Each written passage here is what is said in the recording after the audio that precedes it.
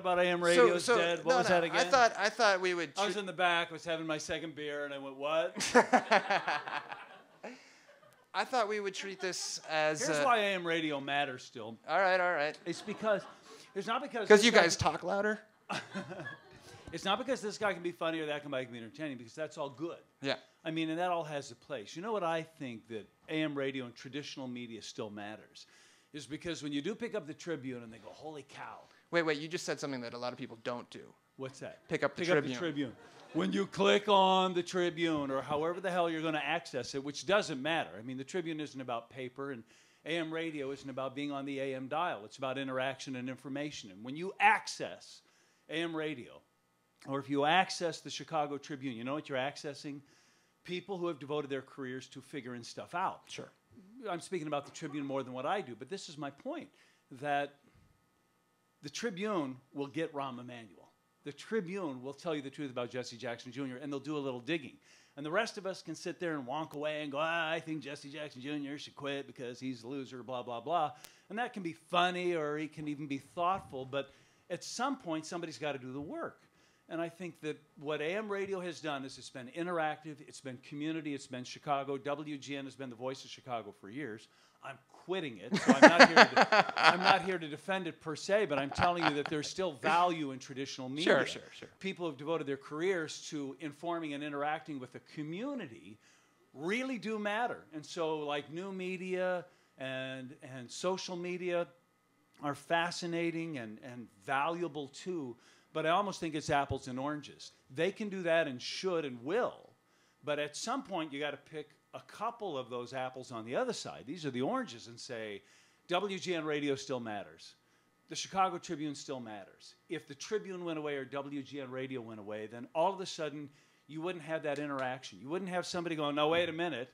I actually know a little bit about this. I'm not just chipping away over here. This is the story. What do you think? Here's the information. That's still what we do, and that still counts. But I'm quitting. Now, you, having said all that, have been pretty great about, and I think one of the reasons why you've been able to stay at GN during what was many years of turmoil is bridge the gap. You've been the guy that there's a traditional WGN audience who love you. But then I've talked to many people who say, well, I don't really listen to WGN, but I do listen to John Williams. So you've, I think, more than others. Don't patronize me, Mark. No, I don't believe that. It's true. I know a guy who listens to you. Is he here tonight? Because if he is, I'd love to meet him. He couldn't make it. He's blogging. But you grew up as a farm boy, right? You grew up in a small farm. That's Orion Samuelson. Oh, right. My dad was in the Air Force. We grew up all abroad. I lived in Germany and Taiwan and Hawaii and Illinois. I was born in Chicago. Came back, and as a kid in junior high school, my mom and dad, it was the law, listened to WGN, and you just thought, I need to escape this. But then you listen to WGN, and it's in the background of your life. And then when I was in college studying broadcasting, I got an internship at GN. Holy cow, that was pretty cool. Yeah. And then my dream job, if you ever wanted to talk on the radio, if you ever wanted to play for the Yankees, you wanted to talk on WGN. I got my dream job. Who leaves their dream job when they're still, you're not at the point where there's spit's not coming down your mouth. You're still put together sentences that are sensible. I can sit up and take fluids, sure. Yeah. I you had that old guy harangue at the beginning of the interview, but for the most part... Really? Did that sound like an old guy harangue? You hurt my feelings. No, well, really? come on. You've used old guy twice on this show. How many times have I been on your show in which a million times. And I make fun of your show more than you make fun of mine. That's right. So what was the question? I have no idea. I am too old to remember. But let me ask you this. No, it's a good question. The question is, you got your dream job. You're still functional. I do not know anybody at this station, and Maureen, you probably know as well as I. Some of my friends and colleagues are here. Where's my wonderful producer, Beth? Has anybody quit WGN of their own volition? They die, they retire, they get fired. And that's how most people leave the job that they ultimately want. A few years ago, I essentially got fired. They said, we're going to quit. You're going to be done. We're going to go in another direction. And that happens. They dicked you over. They dicked you over. No, everybody wants me to be the victim, and I don't feel that way. I feel like I'm a survivor. Guess what? I'm still here, and the people that fired me aren't. So I get that. That's true. That's true. But then they said, "Hey, listen." One of the guys was the inspiration for pig vomit in the Howard Stern movie. Yeah, that was my boss. Yeah, right. Yeah. But he made you better. No, I don't. It did, actually. And so then when they fired me, then they said, "Oh, we changed our mind." I said, "Well, guess what? I found another job." They said, "Well, you do 2 jobs. How about you keep that job that you got because you got fired, but how about if you also stay with us?" So explain. This is the part that you got to understand. John right now does a show on GN from what, 12:30 to 3? Noon to 3. Noon to 3. And then at 3:10, he runs down the hallway. Literally. Beth and I run down the hall to can only be described as a closet in the Tribune building where he does a show from Minnesota. He's on the air from 12 to 6 every day. I don't understand. And now from 7:40 to almost 8 o'clock. And you just. How, I well, mean, that's got to been it's been 3 years now. You know how you felt when you turned in a term paper? I feel that way every day. And so, yeah, you can't do that anymore, and you can't do either of them well. So I kind of had to pick one, and I said, look, I'm going to cut my salary in half, and I'm going to quit one of these. Which is the most secure situation? And so I picked what I felt was going to be the longest term position for me. I mean, WCCO in Minneapolis. Now, what happens? You've had 2 jobs, which 2 full-time jobs, which is great insurance if you lose one of them. Well, that's why I got the second one. What happens if you're canned at CCO? I know. That's the hell of it. I mean, my luck. My wife moved in Thursday, or what's today? Friday. Wednesday. They unloaded us in Minneapolis. Brenda's up there with our crazy dogs.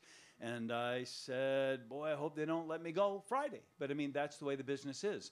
So the leverage for me was give me a little guarantee. If you can give me a little guarantee on that end, I'll move to Minnesota. I'll quit the dream job I've had in the Showcase studio. But give me something that I can at least bank on for a while. And so that's the yin and yang of it. So explain to me these past few years, do the listeners in Minnesota know that you're not in Minnesota? A few do, but Minnesota's very parochial, and I don't blame them. I mean, people in Illinois, when they talk about Illinois, they go, Illinois, yeah, all of our governors are in jail. In Minnesota, when they talk about Minnesota, it's the opposite. They speak about it with great pride. It's really interesting, and it's lovely. And so being from Chicago, doing a show on the afternoon drive on the WGN of Minnesota I don't think sit well. And why would it? So I don't talk about that a lot. I don't lie about it. Let's say it's snowing in Minnesota, which it is obviously today. does. They're getting 6 inches tomorrow. With 8 inches overnight, could reach by Monday morning your drive home. I can do this. I've been doing it. But do you say, I can't believe all the snow. It's really making my life miserable? Well, you get delicate with that. I mean, you get careful. So what you say is, and it's a dance I've learned. You go, well, I mean, literally, think about it. It's 45 degrees in Chicago. And then within a 30-second walk and a 1-minute elevator ride, you run. I've seen you run. I've seen you do the run. Well, you have, because I'm on at 3:08 or 3:10 whenever they get done with that news. But you transition to another.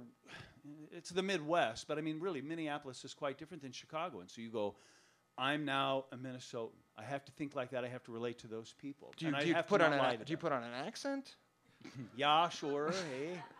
No, I don't. But I mean, but you try and imagine that. And so, like today, it was 45 degrees.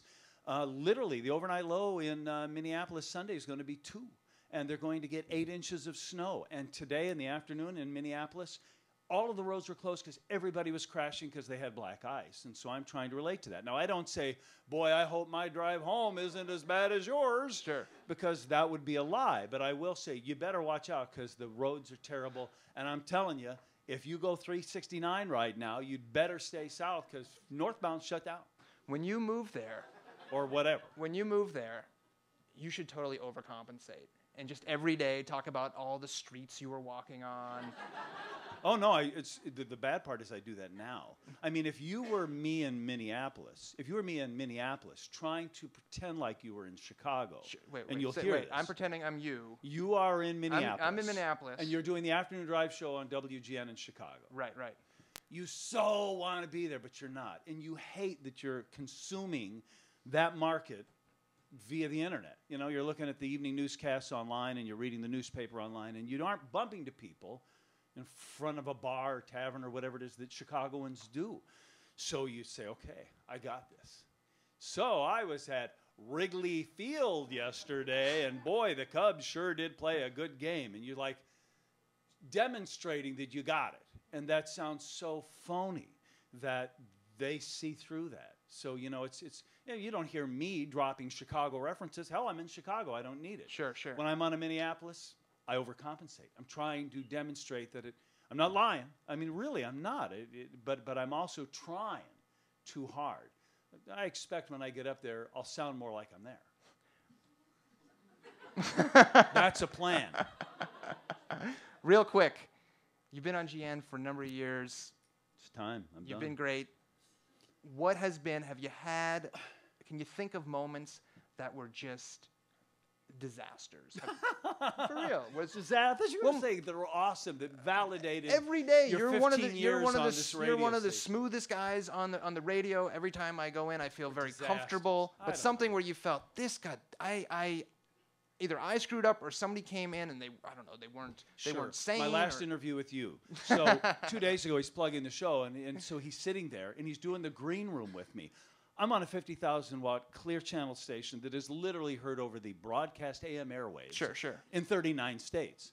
And you're going, so what are some tough times you've had on the radio? I was just trying to get warmed up for tonight. I'm like, no, I'm not your green room, dude. You're my green room, okay? I'm not going to give you all of the goods for your show on my show. That was terrible.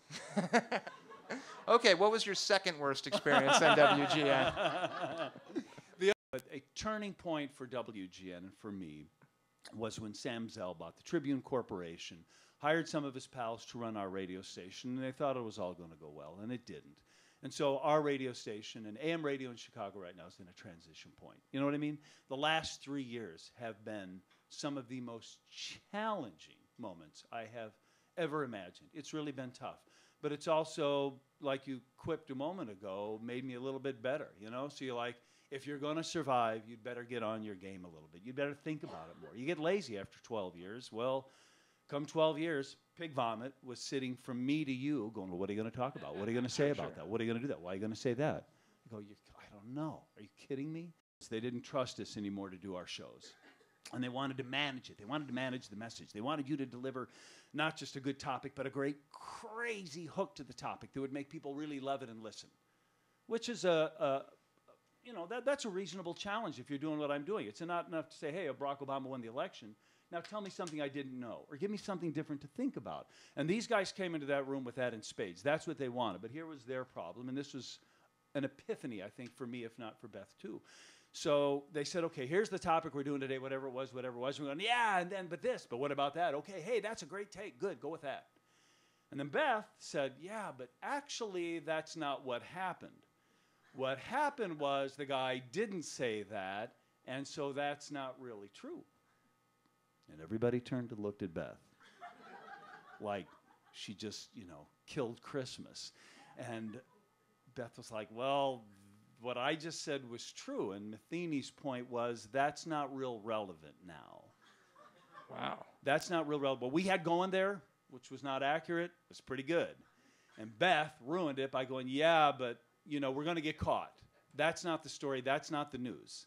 And we've got a good take on this version of the news. And if you just dial us in on the radio, driving down, you go, da-da-da-da-da. And Matheny was so caught on the take that he forgot about the truth. And, integrity still matters. And so Beth kind of raised her hand, and we all looked at Beth. I didn't. They did. But I looked at them looking at Beth. And that was a moment. I go, you know what? It's a different place now. When you go to Minneapolis, can you do the show you want to do and not a show that other people are trying to impose upon you? Good question.